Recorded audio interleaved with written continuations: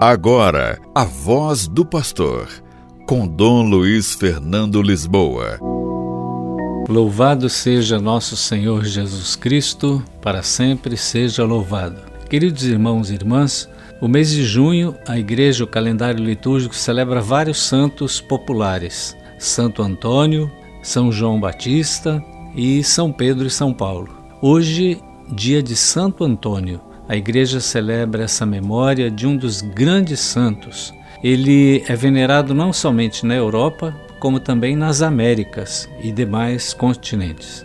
No Brasil, ele é conhecido como Santo Antônio de Pádua e tornou-se muito famoso por ser considerado o santo casamenteiro, sendo acorrido especialmente nesse período pelas pessoas que desejam se casar. É uma devoção. Porém, Santo Antônio vai muito mais além do que permanecer no inconsciente coletivo como aquele que resolve dificuldades amorosas. A sua vida é um testemunho de discipulado de Cristo por meio da pregação para os dias de hoje. Vamos conhecer um pouquinho da vida de Santo Antônio. Ele é chamado de Santo Antônio de Pádua, mas também Santo Antônio de Lisboa, porque ele nasceu em Lisboa, em Portugal, em 1195. Uma tradição indica a data do dia 15 de agosto. Ele era filho do nobre chamado Martino de Buglione e Dona Maria Taveira. Sua casa ficava a poucos metros da catedral. Ele foi batizado com o nome de Fernando.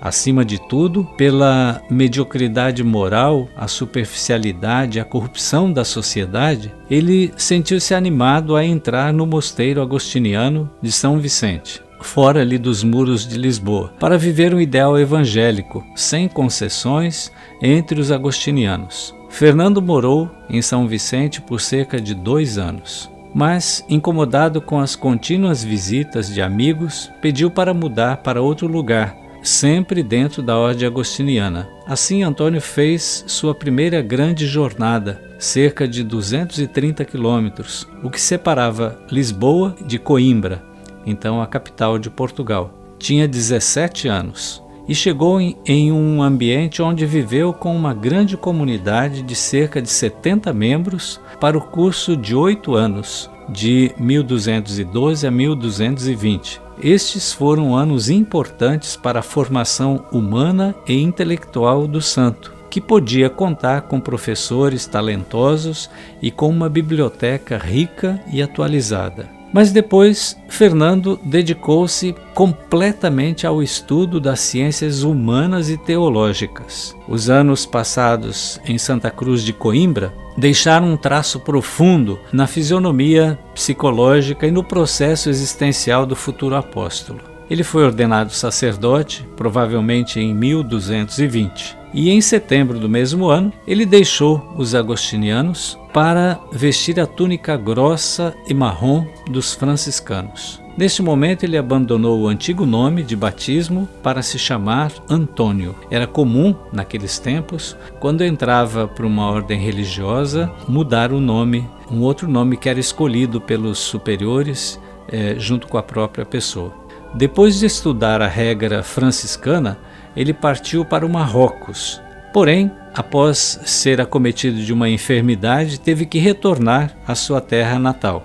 E no caminho de retorno, devido a uma tempestade e ventos contrários, o navio foi arrastado para a distante Sicília. Permaneceu ali por 2 anos. Em maio de 1221, foi para Assis, para participar de um dos capítulos da Ordem dos Franciscanos. Ele era um entre muitos naquele momento. Quando quase todos os conventuais partiram, Antônio foi notado por Frei Graziano, que era ministro provincial de uma das províncias. Sabendo que o jovem frade também era padre, pediu que ele o acompanhasse. Seus dias transcorreram em oração, meditação e humilde serviço aos confrades. Durante esse período, o santo pôde amadurecer sua vocação franciscana, pôde aprofundar a experiência missionária que tinha sido interrompida lá no Marrocos e revigorar o compromisso ascético, ou seja, de maior oração,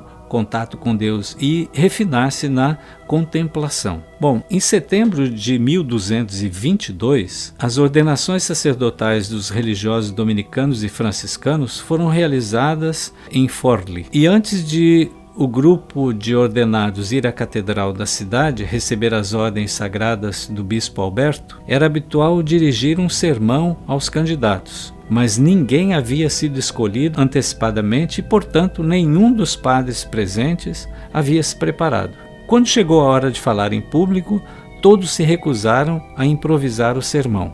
Só o superior de Montepaulo conhecia bem as habilidades de Antônio. Diante da insistência do superior, Antônio tomou a palavra. À medida que o discurso se desdobrou em um latim retumbante, as expressões tornaram-se mais quentes e mais atraentes. Ele revelou, mesmo contra o desejo, a profunda cultura bíblica. Santo Antônio era um amante da Bíblia, da Palavra de Deus, uma espiritualidade envolvente. Assim, o santo começou a sua missão de pregador. Ele falava com o povo, compartilhando sua existência humilde e atormentada, alternando o compromisso de catequização com o trabalho pacificador. Atendia confissões, confrontando-se pessoalmente ou publicamente com os defensores das heresias. E ele enfrentava e usava toda a sua teologia contra as heresias. Foi por ocasião do capítulo de 1230, que ocorreu durante a transladação dos restos mortais de Francisco, São Francisco, veja que Antônio tornou-se um franciscano, na família de São Francisco. Com a transladação dos restos mortais de São Francisco, na época, para a nova basílica erguida em sua honra, que o Frei Antônio de Lisboa foi liberado das posições de governo que ele ocupava na ordem. E por causa da grande estima que ele gozava entre os superiores, ele recebeu o novo papel de pregador geral, com a faculdade de ir livremente onde ele considerasse apropriado. E foi escolhido com outros 6 confrades para representar a ordem junto ao Papa Gregório IX. Em Pádua, depois, ele fez algumas viagens para trabalhar, para pregar. Os sermões dele foram considerados como os mais notáveis das obras literárias de natureza religiosa em toda a Pádua, na Idade Média. De sermão em sermão espalhou-se a fama do que estava acontecendo em Pádua, causando um aumento contínuo de peregrinos. Então, um grande pregador. Santo Antônio, ele morreu, no final da primavera de 1231. Ele foi acometido de uma doença e depois foi proclamado santo em 1232, apenas 11 meses depois de sua morte. A Igreja fez justiça à sua doutrina, proclamando-o em 1946 como doutor da Igreja Universal. Então veja que Santo Antônio foi um santo que foi um grande pregador da Palavra de Deus. E depois juntaram-se, por causa da sua missão, por causa da sua pregação a ele, muitos outros títulos ou rótulos, Santo casamenteiro. Existe também, por causa dele ter um amor muito grande pelos pobres, por aqueles que passam necessidade, por causa dele prover os pobres com aquilo que eles precisavam, o pão no dia a dia. Também, por volta das festividades de Santo Antônio, é comum a bênção do pão.